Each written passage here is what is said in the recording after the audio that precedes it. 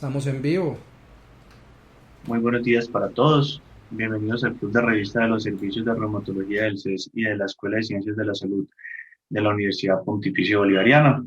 El día de hoy, como es costumbre, vamos a tratar algún tema que sea de particular interés.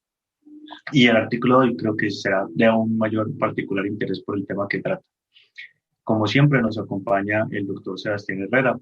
El doctor Sebastián es médico reumatólogo, trabaja en la Clínica Las Américas, trabaja en ART Médica y trabaja en su consulta privada. Además de eso, es profesor de reumatología del programa de medicina interna de la Escuela de Ciencias de la Salud de la Universidad CES. Y nos acompaña también el doctor Carlos Jaime Velázquez Franco.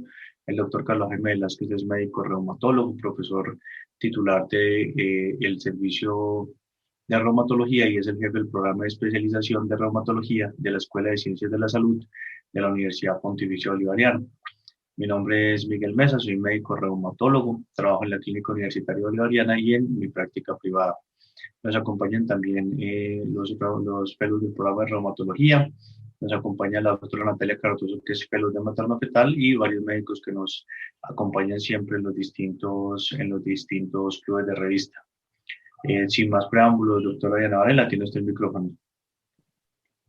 Gracias, doctor. Entonces, hoy vamos a discutir sobre este artículo muy interesante de desenlaces de COVID, de pacientes con COVID-19 que tengan enfermedades inflamatorias reumáticas y musculoesqueléticas que han sido tratados con rituximab.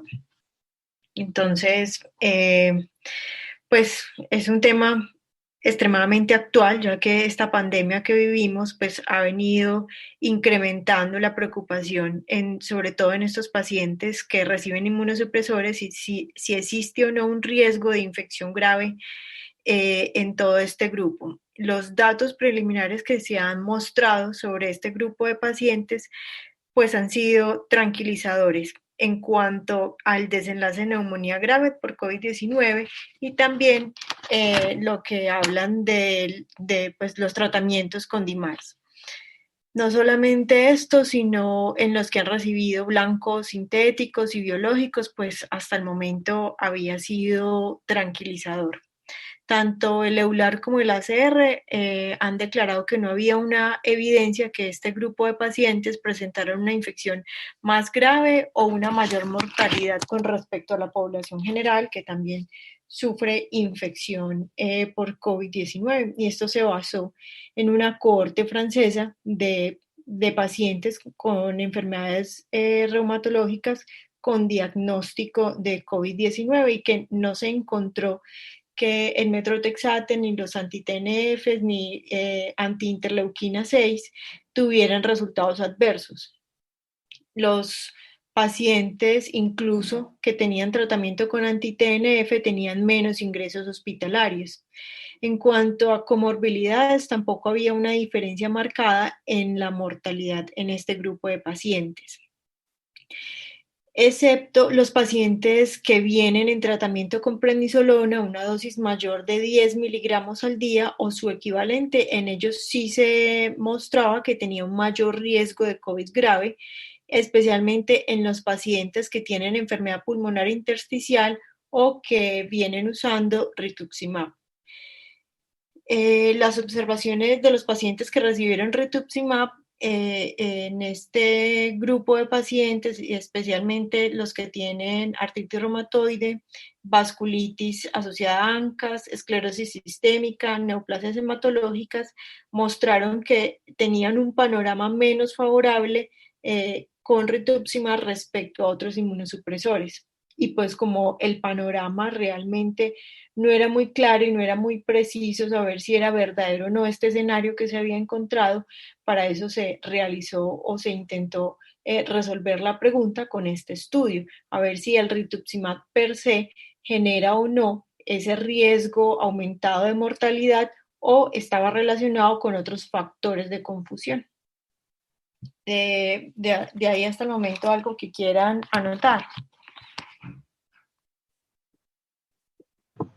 Sí, Dianita. Yo creo que es muy importante entender lo que tú dices y es que posiblemente no es que haya fallado la ciencia, sino que como esto es una pandemia y es una enfermedad tan nueva, apenas el conocimiento apenas está evolucionando y apenas estamos entendiendo lo que pasa con los distintos medicamentos. Y digamos que ya lo vamos a ver en el estudio, pero es fundamental el orden que tienen los franceses y cómo hacen su corte de seguimiento y cómo tienen toda la información. Y yo pensaría que ese es uno de los grandes talones de Aquiles que tenemos nosotros, que nosotros no tenemos forma de monitorear eventos adversos de vacuna de forma fiable, no tenemos forma de documentar efectos de biológicos. Sebas, tú qué tienes de información de esas series y de esos cortes grandes, ¿cuál es tu percepción? Porque me parece que, pues, amén de que la pregunta se pueda responder bien o mal con este estudio, el solo hecho de que sean tan juiciosos de en tan poco tiempo ya tener datos y tener cosas que mostrarnos, me parece que es una cosa absolutamente encomiable. Yo creo que es un esfuerzo muy grande. Desafortunadamente la pandemia de coronavirus tenía que suceder para que muchas cosas se adelantaran, pero por ejemplo desde el punto de vista de registros, el registro global de coronavirus apareció por una discusión en Twitter y se montó casi que en mes y medio, y ahí viene funcionando, ya hay grants, ya vemos personas que estamos participando con grants allí, que incluso ya el problema no es los pacientes, sino la gran cantidad de pacientes que no estamos teniendo tiempo para ingresar todos los datos. Se puede y son esfuerzos que se pueden hacer, pero desde que haya apoyo económico. Y esa es la gran ventaja que ellos tienen. Allá hay apoyo económico para la investigación, hay unos registros que no es amor al arte, sino que hay unos registros que tienen un apoyo económico, que tienen un diseño y que tienen un fin que se pueden reutilizar o modificar según las necesidades. Caso acá la parte coronavirus, que creo que nos vamos a tener que apoyar mucho en esto por las sorpresas que vienen sucediendo, que las discutiremos más adelante con Rituximab. Pero en este momento en Colombia es difícil. Vos ves y hay dificultades en el registro, ni siquiera sabemos qué tanto se han vacunado y parece que hay colados en la parte de la vacunación.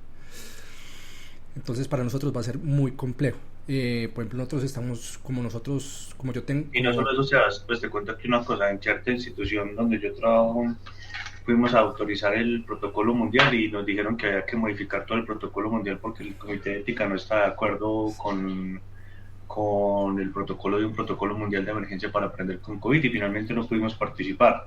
Entonces dice uno, todavía falta mucho para que nos globalicemos y entendamos que todos estos procesos son procesos que tienen que ser dinámicos y tienen que ser rápidos. sí, eso es chistoso. Me acuerdo de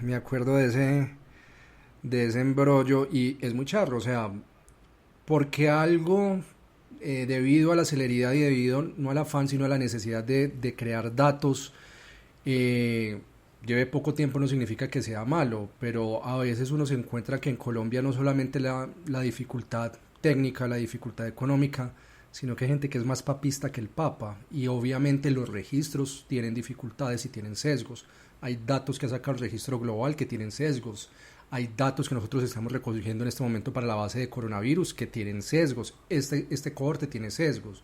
Pero hasta que no llevemos más tiempo, hasta que no haya más tiempo para que las cohortes lleven más días de pandemia, pues esto es lo que tenemos y uno tiene que trabajar sobre algo. Entonces, a veces esas limitantes son grandes porque hay gente que es muy obtusa y que es demasiado ortodoxa, y más ortodoxa que la gente que está escribiendo por fuera, que uno puede muchas veces saber que lo que uno está escribiendo tiene una limitación, pero desde que uno sea transparente con eso, como vos mismo has dicho, desde que uno lo mencione y uno mismo se dé palo, pues muchas veces uno puede incluso aprender de las cosas, cómo no hacerlas, y de allí puede salir una hipótesis, una pregunta para algo, entre comillas, mejor hecho. Entonces, estas cortes son necesarias a pesar de sus sesgos. Yo creo que es de aplaudir el esfuerzo porque esto empezó en marzo, pues ellos empezaron a recoger los datos en marzo, ellos vinieron a tener una gran,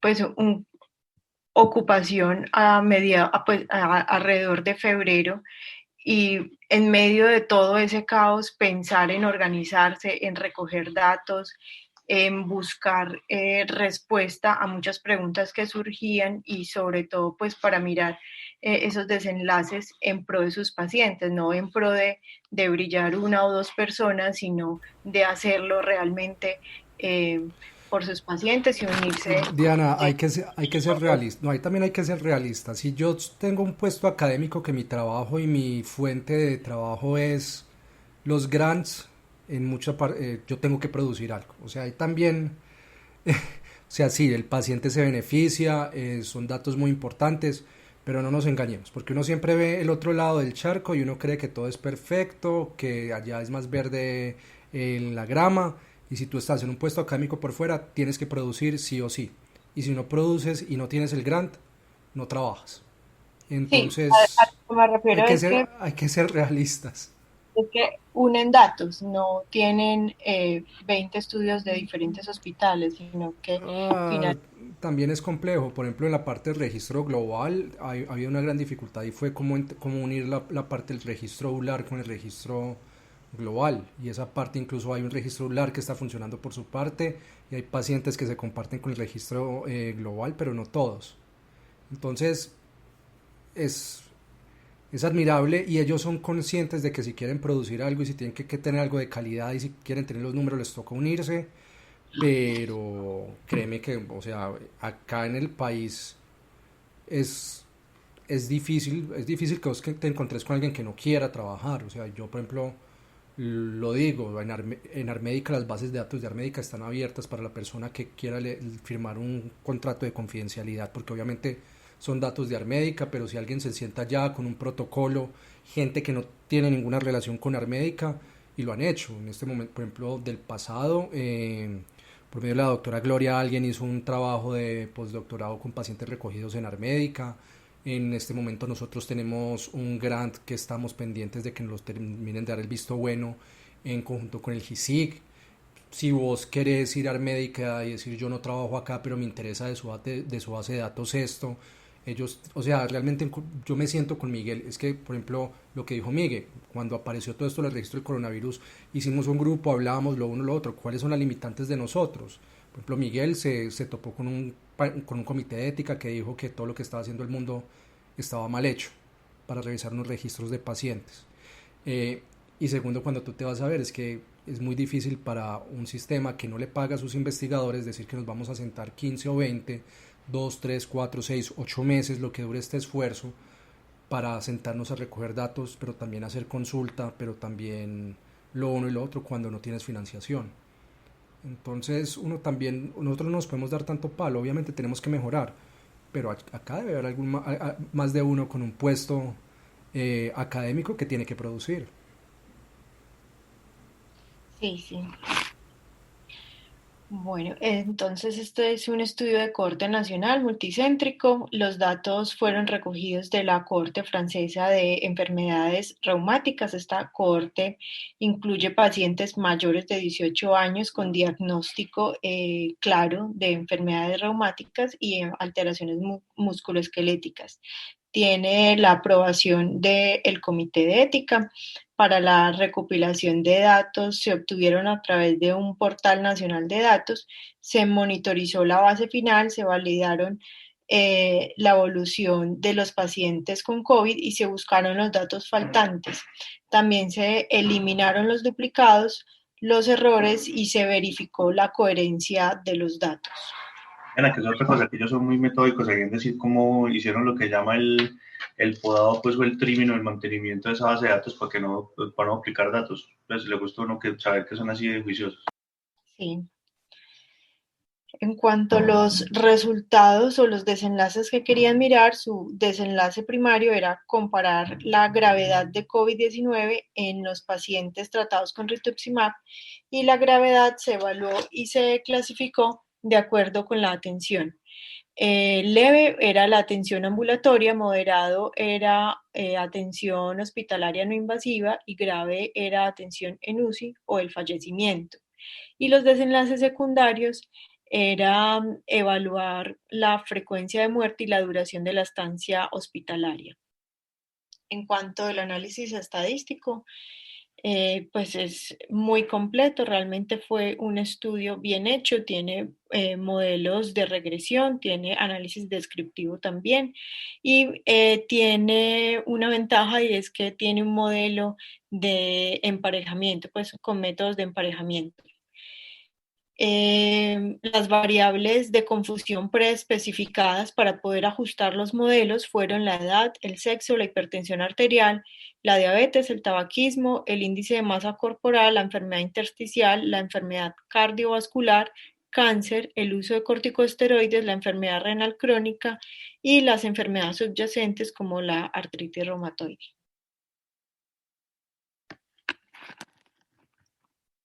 ¿Quieren decir algo sobre los métodos? Yo creo que por ahora puede seguir. Perfecto. Los resultados entonces se recopilaron 1090 pacientes entre el 15 de abril del 2020 y el 20 de noviembre del 2020. Tenían una edad, y vemos la tabla 1.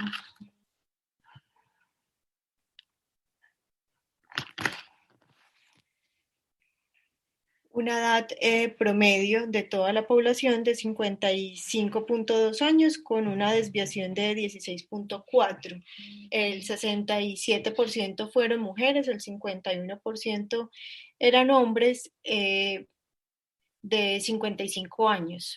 Al menos el 69% tenían una comorbilidad, ya sea hipertensión, pues las que les había nombrado. Ellos lo dividieron en 3 grupos: el grupo que recibía rituximab, el grupo que no recibía rituximab y un subgrupo que se denominó no rituximab, y eran pacientes que eran candidatos a recibir rituximab, pero no se les había aplicado el rituximab. En ellos, pues en los 3 grupos realmente se intentó ser homogéneo gracias pues al emparejamiento que ellos hicieron. Sin embargo, pues había unas pequeñas diferencias entre cada uno de ellos. ¿Les llamó a los profesores algo en la tabla 1 la atención?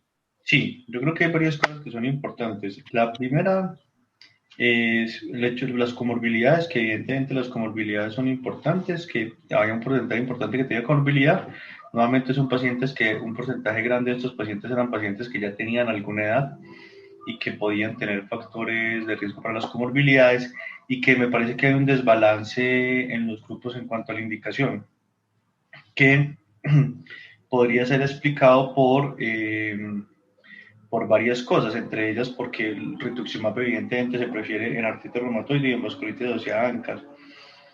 Me llama la atención, y adicionalmente a eso, que cuando tú te vas a ver, hay algunas enfermedades como por ejemplo en el subgrupo de no rituximab no hay tanta vasculitis, posiblemente porque con los estudios recientes, que pues no tan recientes ya, que han salido de rituximab, ya rituximab en Francia es casi que primera línea para el manejo de la vasculitis y no sería una elección válida dejarlo con otro tipo de tratamiento. Pero me parece que solamente eso ya nos va a afectar un poquito los resultados de ese desbalance. La otra cosa es, desde el punto de vista de cómo ellos dividieron los pacientes y teniendo en cuenta que también tenían que hacer score de propensión inversos y demás, el hecho de que ellos hayan comparado rituximab versus no rituximab, y no solamente contra no rituximab, sino contra pacientes para rituximab a los que no se les puso rituximab, hace que la comparación nos dé un poquito más de información, porque sí podría haber una diferencia muy marcada en cuanto a al grupo de rituximab y no rituximab si no se hubiera puesto ese tercer grupo para ayudar al control. No sé los profes qué opinen de esa tabla 1 y esas diferencias, o qué otra cosa les llama la atención. Porque de hecho incluso el uso de esteroides está más alto en los pacientes con rituximab, que también sería esperable. Sí, sino que uno no esperaría en una corte de predominio de artritis reumatoide y vasculitis que aquel paciente que no le ponga rituximab, o sea, como no estaba programado, yo decir un paciente que creo que necesita rituximab pero no se lo pongo, usualmente es un paciente que no está tan grave, entonces uno esperaría que este grupo de rituximab de ellos son pacientes más enfermitos que el grupo no rituximab, pero es muy interesante que lo hayan metido ahí, o sea, ese cuento de yo a este paciente le hubiera puesto pero no se lo puse y vamos a compararlo con el que sí le puse, que es más o menos parecido, es un dato muy interesante, y obviamente la parte de la edad refleja en lo que uno más utiliza rituximab. Sí, también de acuerdo con la distribución pues de los grupos. Ahí ya, pues como curiosidad, pues no tienen por qué dar esa información, es lo de la indicación en enfermedad mixta del tejido conectivo. hubiera, pues, era un porcentaje muy bajo, pero de las otras creo que sí es muy predecible el uso de rituximab en esas indicaciones.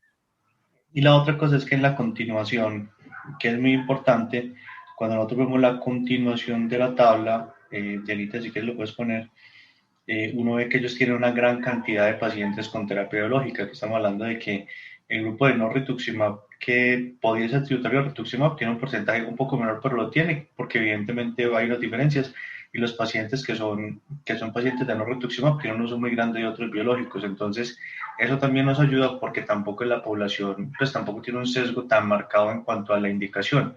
Es decir, si yo, claro, yo le pongo a usted rituximab porque usted está muy enfermo, evidentemente lo que dice Sebas es completamente cierto que hay grandes diferencias. Por ejemplo, una antiinterleuquina 17, un TNF, no se le pone sino una artritis reumatoide o una espondiloartritis, entonces no serían los pacientes para comparar, pero al menos el hecho de que se compare contra toda esa cantidad de terapia biológica y con todas esas cosas nos permite evaluar realmente también el impacto dentro del grupo de las terapias biológicas y eso nos ayuda a darnos una idea mejor.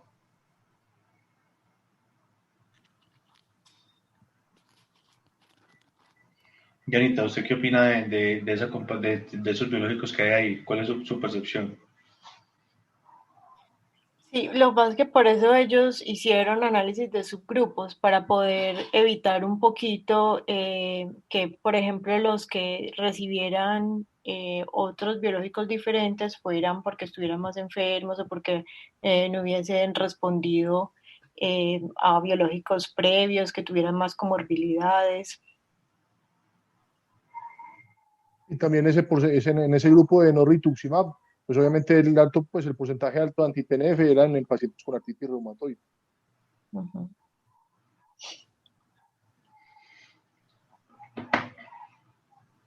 Sí, digamos que uno lo que uno dice es, por lo menos tenemos esa gran variedad de terapias biológicas para comparar y para tener una idea como el riesgo basal de la terapia, teniendo en cuenta que el gran problema de cada terapia es que cada terapia tiene un sesgo de indicación porque es un medicamento distinto. Pero es un dato que es muy importante que ellos lo hayan puesto ahí.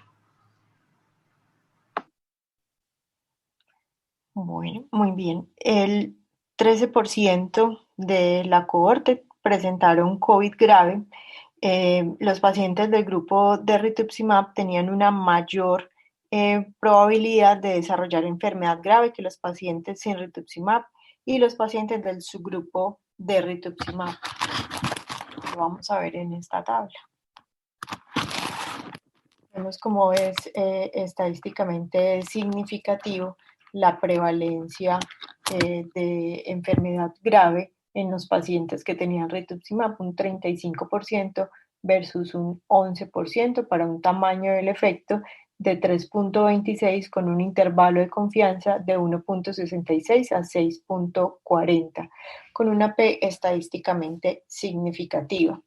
También en esta tabla podemos ver que tenían una mayor estancia hospitalaria de 13 días versus 9 días, con una P estadísticamente significativa, y para muerte no había una diferencia estadísticamente significativa. Que ahí es donde usted empieza a tener ciertas preguntas, porque si hay más enfermedad grave debería haber más muerte, ¿no?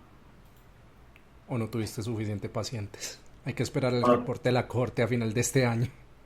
sí, pues, pero pues yo entiendo y es lo que pues, Diana que es epidemióloga, pues nos lo dice, y es que los datos dicen lo que los datos dicen, uno no puede sacar ningún dato distinto a lo que dicen los datos, punto. Esto no es una interpretación, esto no es un quizás pudiera, pero uno sí le dice, pues si tuviera más hospitalización, enfermedad más grave, uno esperaría que enfermedad más grave mayor muerte, porque con coronavirus se muere la gente con enfermedad grave.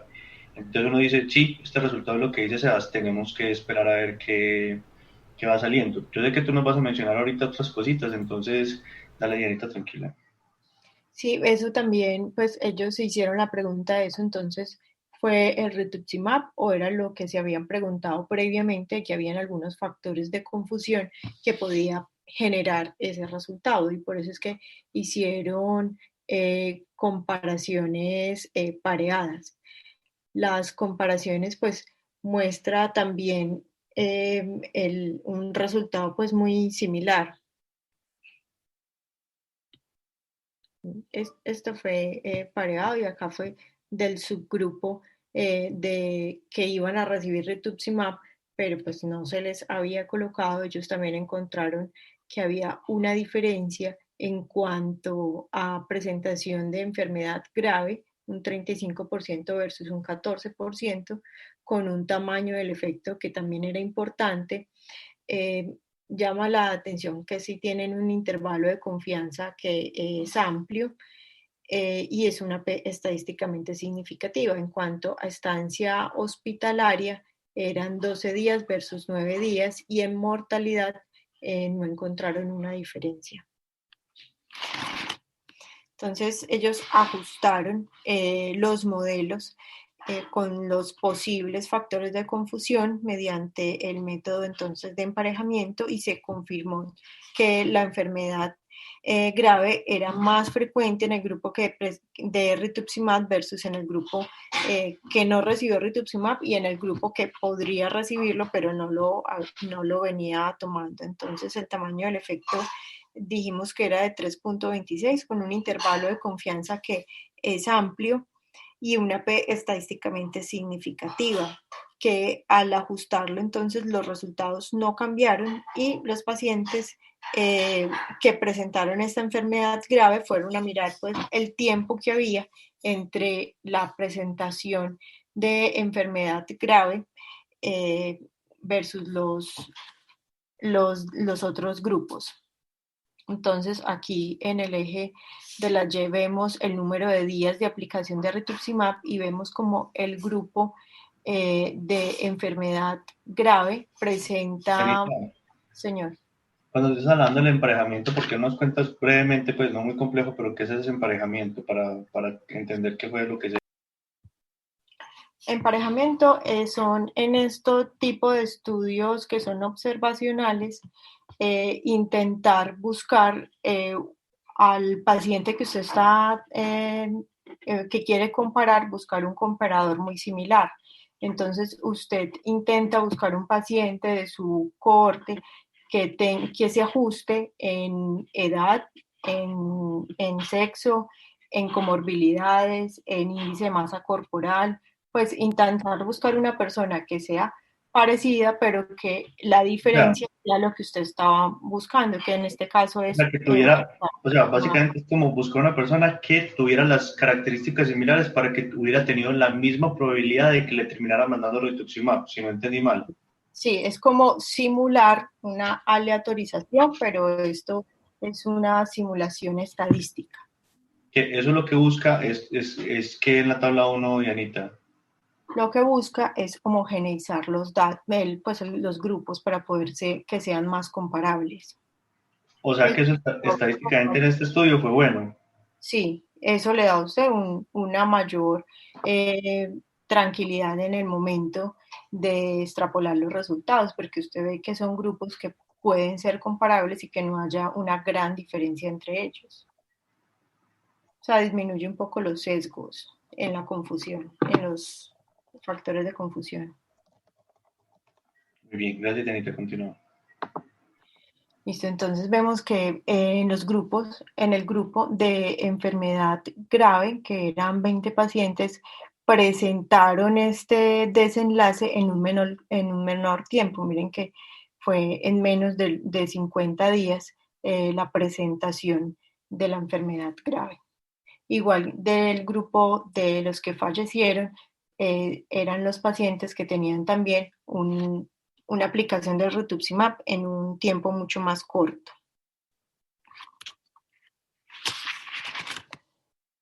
Bueno, entonces el 8% de los pacientes murieron, el 21% de los pacientes del grupo de rituximab fallecieron en comparación con el 7% del grupo de no rituximab y el 10% del subgrupo de rituximab.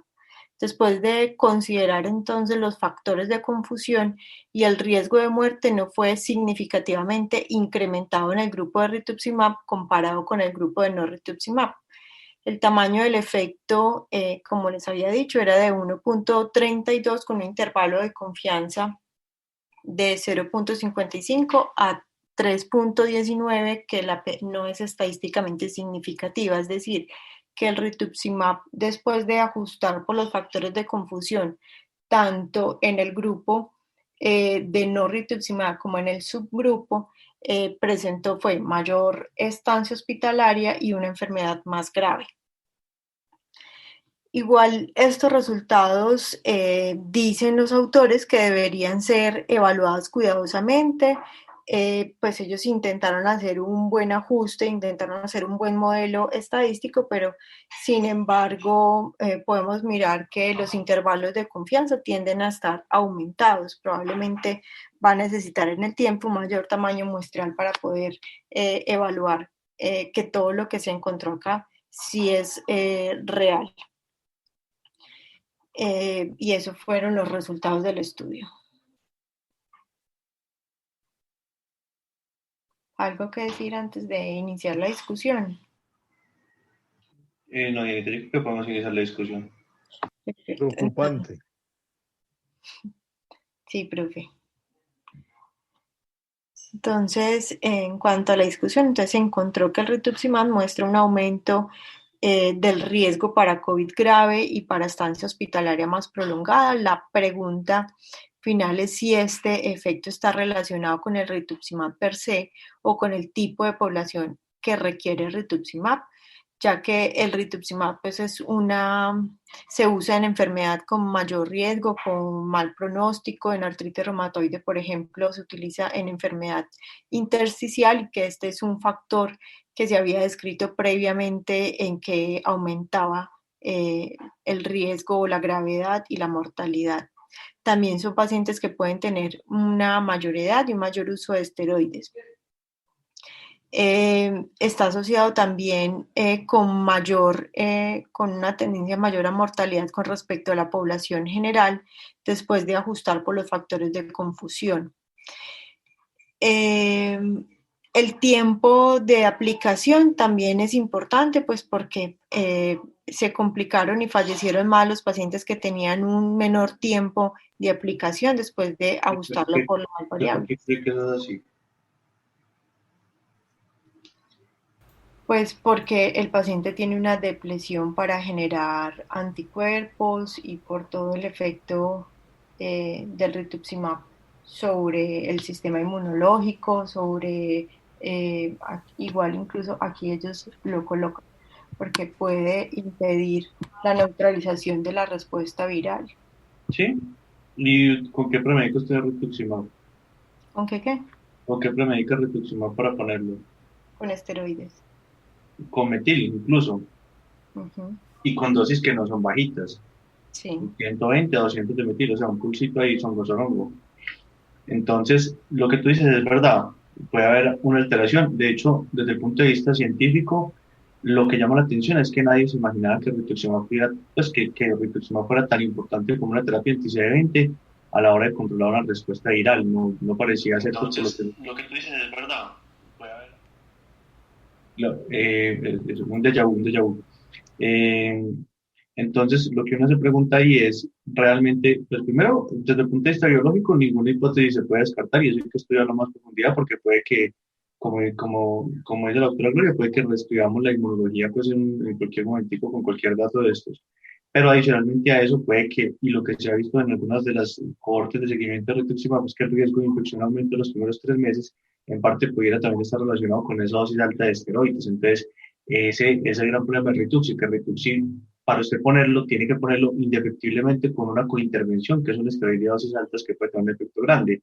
Y es que es 120 a 200 un día, y a los 15 días póngale 120 a 200 otra vez. O sea que si usted lo pone como primera dosis o con protocolo de 2 dosis, pudiera hacer un efecto grande. No sé los profes qué opinan o Diana qué opinan. Sí, aunque pues aquí lo que se relaciona con mortalidad es el uso crónico de esteroides, porque los esteroides en COVID han disminuido la mortalidad pues en el estudio. Realmente es el medicamento que se utiliza en COVID grave. No sé, y aquí pues claro, pero Yanita, ahí va otra pregunta. Es que una cosa es el esteroide cuando usted se lo ponen para COVID porque está con la respuesta inflamatoria, sí, y el esteroide le está regulando la respuesta. Pero otra cosa es cuando usted le ponen un mini pulso, que los pulsos pueden tener un efecto de 3 meses, que lo que pasó fue que usted, estando no inflamado, le modificaron su sistema inmune y le generaron una depresión que puede durar hasta 3 meses después mientras el cuerpo se recupera, y que en ese cuerpo que ya tiene un sistema inmune alterado, a usted le dé COVID, a pesar de que pareciera ser una intervención relativamente similar. Desde el punto de vista fisiopatológico pudieran ser distintas. No, no te digo que esa sea la verdad absoluta, porque no creo tenerla en este caso, pero sí me parece que llama la atención esa consideración. Sí, y ellos también exponen pues que el sistema inmune innato y la célula T pues siempre ha sido muy importante en la respuesta antiviral temprana, pero al parecer también este agotamiento de las células B pues es algo crucial en esa producción de anticuerpos y que va a ayudar a esa respuesta en COVID, que es lo que está depletado en estos pacientes. Que de pronto también lo otro es pues como ese balance que hicieron en los grupos, pues digamos que como clínico a mí sí me queda la sensación de que hicieron los ajustes necesarios en la medida en que el diseño se los permitía, de sí tener una relación de rituximab con esos desenlaces. Pero sí hay que considerar obviamente en el análisis ya pues en la validez externa lo de la premedicación. Sí, y también pues abre el campo para estudiar que la vacunación en estos pacientes con rituximab, si logran hacer o no los mismos anticuerpos de aquellos que no utilizan rituximab. Y pues realmente este es un estudio que puede también tener limitaciones a pesar del buen diseño metodológico que se intentó y el ajuste estadístico que se hizo, pues puede haber variables no medidas como las que habla el doctor Miguel. También hay datos faltantes de la cohorte y pues que esta cohorte pues no se calculó un tamaño muestral, sino que se incluyó todos los pacientes y que esto también en la medida del tiempo puede faltar un poder estadístico y a medida pues que aumente el tiempo del estudio podrá aumentar el tamaño muestral y podemos resolver con mayor precisión la pregunta. Yo ahí tengo, yo hace la nube negra y yo creo que desafortunadamente a medida que tengamos más tiempo y más pacientes, yo creo que lo que vamos a ver es que eso va a reconfirmar lo que esto está encontrando y creo que vamos a ver la tendencia en mortalidad. Pues vamos a ver que sí va a haber mayor mortalidad. No sé por qué me la estoy oliendo. O sea, a mí este estudio me dejó de capa caída. Cuando salían los primeros datos del registro global que sugerían que el único problema eran las comorbilidades y las dosis de glucocorticoides, todos más o menos nos pusimos felices porque todos estábamos muertos del miedo con los biológicos y los inmunosupresores. Después vino el primer golpe, que fue el reporte de mortalidad de ese registro, donde pues oh sorpresa, sulfasalacina, que todavía no tenemos una buena explicación, aunque hay teorías, ya sea de que el paciente está más frágil o que hay una vía inflamatoria que la sulfasalacina no es capaz de controlar. Oh sorpresa, el rituximab, que yo personalmente no me lo esperaba, pero que ya mirando para atrás uno dice, es que por así decirlo le perdimos el miedo al rituximab con toda la evidencia y con toda la experiencia que hemos ganado con vasculitis ANCA, pero es que se nos olvida que esos pacientes de vasculitis ANCA recibían unos esquemas de glucocorticoides y inmunosupresión tan altas al principio que cuando compararon pues con eso, pues no hubo un aumento de efectos adversos con el rituximab, pero es porque estábamos comparando con una inmunosupresión de muy alta intensidad. Y después sale este reporte que uno queda más de capa caída y ahí metiéndome a lo que dijo Diana ahorita, aunque todavía no está el estudio porque no lo han publicado, está en preprint, y cuando algo está en preprint pues todavía uno no puede decir qué es, pero ese estudio va a salir y probablemente no lo cambien mucho, y el que esté interesado en Twitter está montado los reportes preliminares del COVARAPID, donde ellos analizaron los pacientes con enfermedades autoinmunes. Tienen datos como de 133 pacientes con enfermedades autoinmunes, alrededor de 50 controles, y evaluaron la respuesta humoral, o sea, la producción de IgG anti-SARS-CoV-2 luego de vacuna, obviamente vacuna mRNA porque eso es lo que están utilizando en Estados Unidos. Y cuando ellos evalúan el impacto, los pacientes de terapias que depletan células B producían 36 veces menos anticuerpos que aquellos que estaban que aquellos controles. Entonces ahí más o menos se va cumpliendo lo que dijo Diana, el impacto sobre inmunidad humoral es gigante de estos anti-CD20 y probablemente por ahí es la respuesta. Entonces cuando uno ve eso, ve que se enfermaron más rápido, ve que parece que estuvieron más graves, uno dice, probablemente no les dio la mortalidad es porque todavía no habían suficientes pacientes. Y desafortunadamente en pandemia uno necesita más tiempo para más datos, pero más tiempo significan más pacientes y desenlaces malucos. Pero a mí me deja de capa caída esto, y aunque uno no puede hablar de causalidad todavía, personalmente a mí este estudio me modificó cómo estoy tratando pacientes en este momento. A mí sí me toca confesarlo. Dímelo. Porque yo les quiero hacer una pregunta a ustedes, porque digamos que hay dos formas de mandar rituximab, ¿sí o no? Rituximab a necesidad, como nos lo puede dar algunas enfermedades como artritis reumatoide o incluso como lupus, que pudiera tener otras estrategias como belimumab en algunos subtipos, aunque no siempre.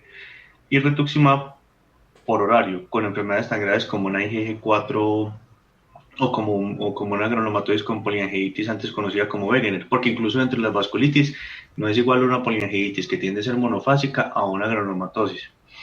Pero yo tengo una pregunta. ¿Tú qué harías en un paciente? Y esa pregunta se la quiero hacer a los dos profes.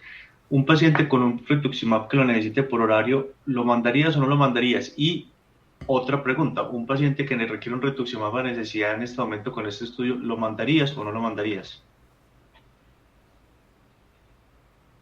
Yo creo que, pues ya a mí ya me pasó. Tengo una paciente de esclerosis sistémica que recibió rituximab y a las 3 semanas, más o menos al mes, tuvo la infección por COVID y falleció hace un par de días. Entonces ya digamos que, aunque no hay causalidad en la estadística, pero yo creo que sí, ya eso me prende totalmente las alarmas. Yo diría que en general, pues si uno es posible, si el paciente tiene otros medicamentos inmunomoduladores que estén controlando la enfermedad, yo trataría de diferir la aplicación pues, lo más que pudiera. Y en caso de que ya lo tuviera que hacer, pues ahí lo que proponen, pues por lo menos no sé si pedirles la PCR antes del Rituxi, eso lo veo difícil, pero sí que 14 días después, o sea, que mientras se ponen el Rituxi estén aislados.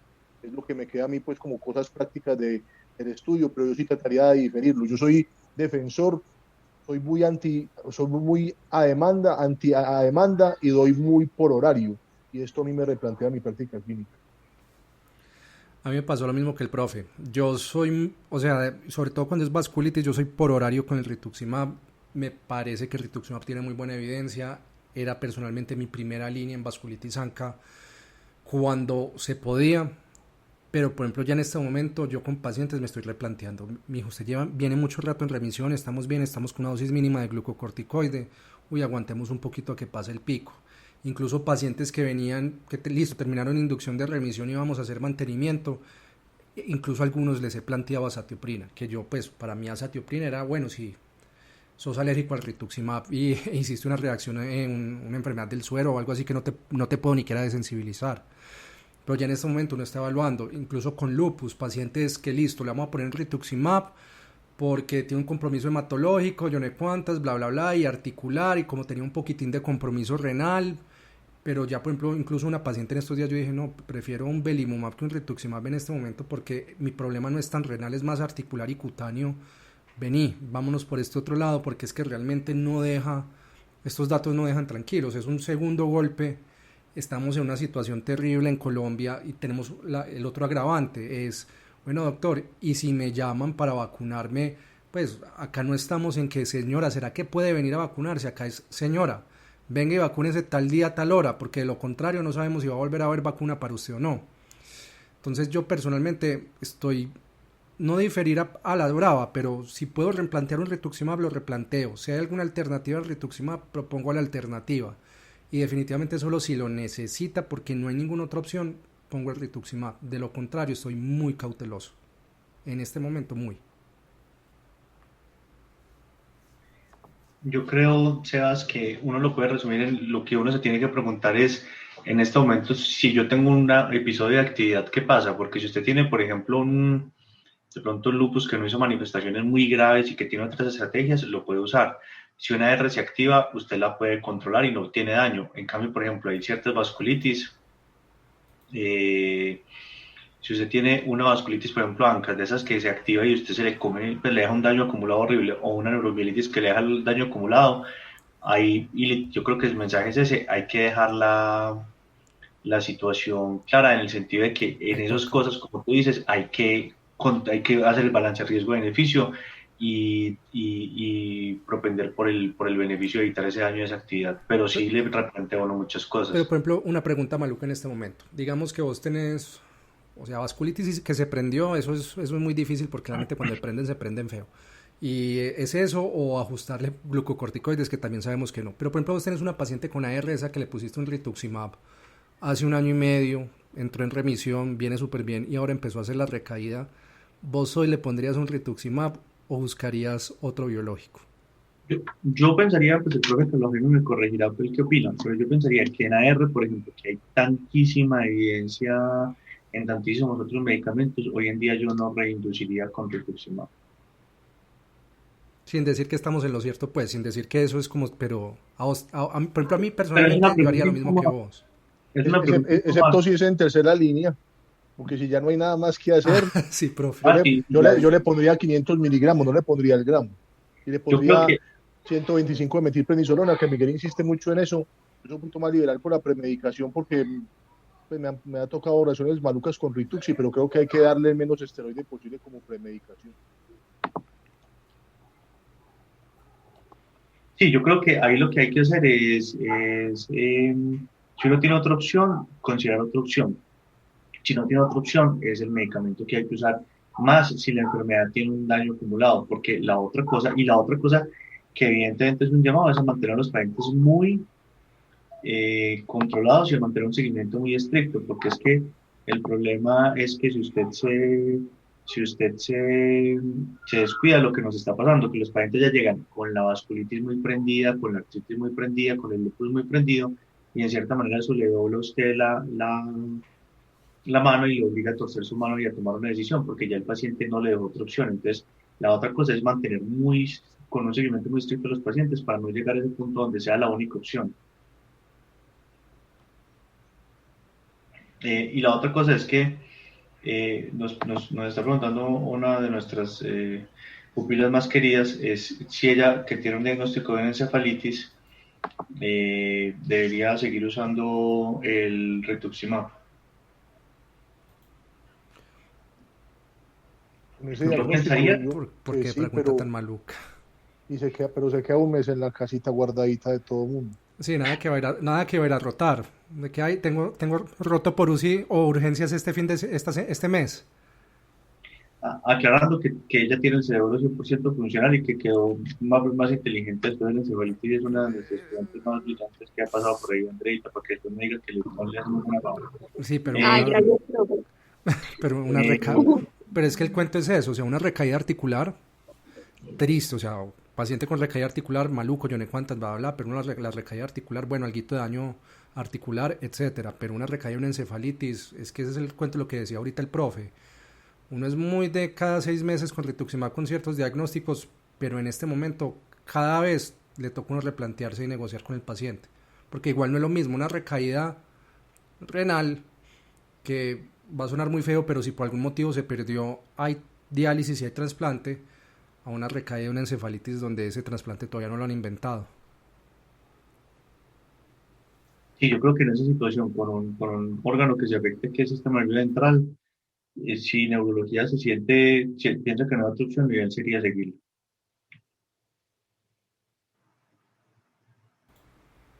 Y lo que dice el profe Carlos Jaime, guardadita bien juiciosita y con medidas de precaución absolutas en todo caso. Y tratar, ahí va la otra pregunta, si uno va a vacunarse, lo ideal sería entonces tratar de vacunarse después del periodo de aplicación, antes de la siguiente dosis, si es posible, o lo más cercano al final del periodo de aplicación, o no sé ustedes qué opinan ahí.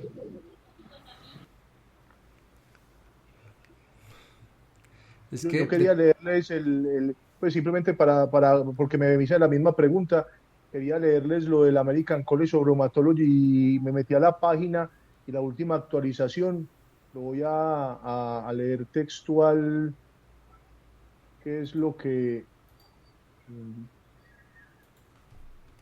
dice que, o sea, que asumiendo que el riesgo del paciente de COVID-19 es bajo o que se puede mitigar por medidas de prevención. Entonces dice que se debe, o sea, perdón, que el esquema de vacunación debe iniciarse 4 semanas antes de la siguiente ciclo de rituximab. Y después de la vacunación debe demorarse el rituximab 2 a 4 semanas después de la segunda dosis si persiste la actividad de la enfermedad.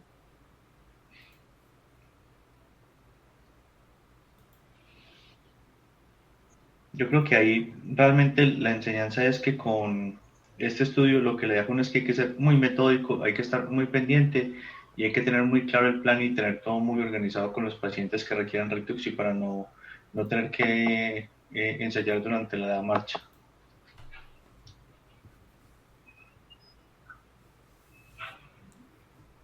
Dianita, ¿tú qué opinas? Sí, profe, cada vez hay que pensarlo más porque COVID nos sorprende cada día más. Estos pacientes, por ejemplo, los que tenemos ahorita en la clínica, pues pensar otro tipo de inmunosupresión antes de Rituxi.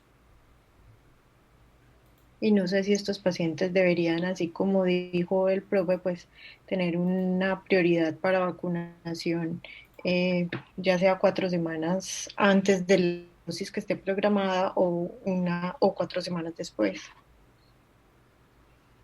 El problema es que como no tenemos prioridad porque vacuna, como dicen por ahí, volador hecho, volador quemado, vacuna que llega, vacuna que se gasta, coordinar esas aplicaciones, por lo menos en estas primeras fases, la veo muy difícil, que también es una cosa complicada.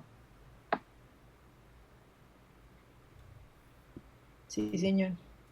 De pronto en el tiempo que esto va a durar unos meses más. Muy bien. No sé si nos falta algo por discutir, Diana, o si ya dejamos todo listo con esta discusión. No, ya está completo. Pues yo creo que por ahora, digamos que estos estudios lo que nos muestran es que la medicina está cambiando con el COVID, está cambiando, todas las áreas de la medicina se están viendo modificadas por el COVID.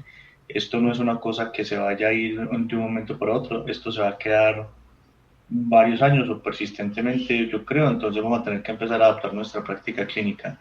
Y esa es la importancia de los estudios internacionales y de las colaboraciones internacionales y de estos datos y de los sistemas muy juiciosos para recolectar información, que esto nos permiten tener esa información de primera mano, tener esa información rápida. En otros momentos hubieran demorado 10 años para darse cuenta de esta situación.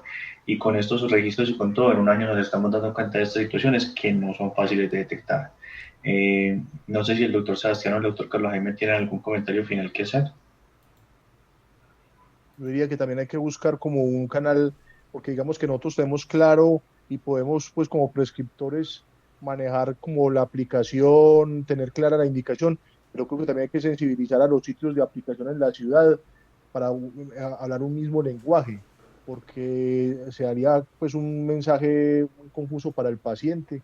Entonces creo que ese canal de comunicación es prioritario en los sitios donde ponen estos medicamentos para hablar como el mismo idioma en pues con estos datos de rituximab creo que es prioritario tener esa comunicación con ellos. Sebas. No, todo está dicho. Pues desafortunado.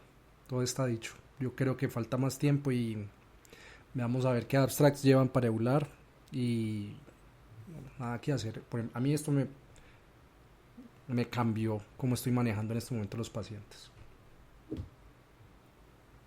Sí, yo creo que tenemos que vigilar y tenemos que estar pendientes de cómo va cambiando esta situación. Y lo que tú dices, Sebas, posiblemente esto de rituximab no vaya a ser una falsa alarma, sino que va a ser una situación que va a cambiar la práctica clínica y la posición de rituximab en algunas patologías. Eh, yo creo que con esto podemos dar por terminado el club de revista del día de hoy. A la doctora Diana Varela, como siempre, le agradecemos su esfuerzo y su diligencia en la preparación del club de revistas y por lo demás no nos queda más que decirles gracias totales.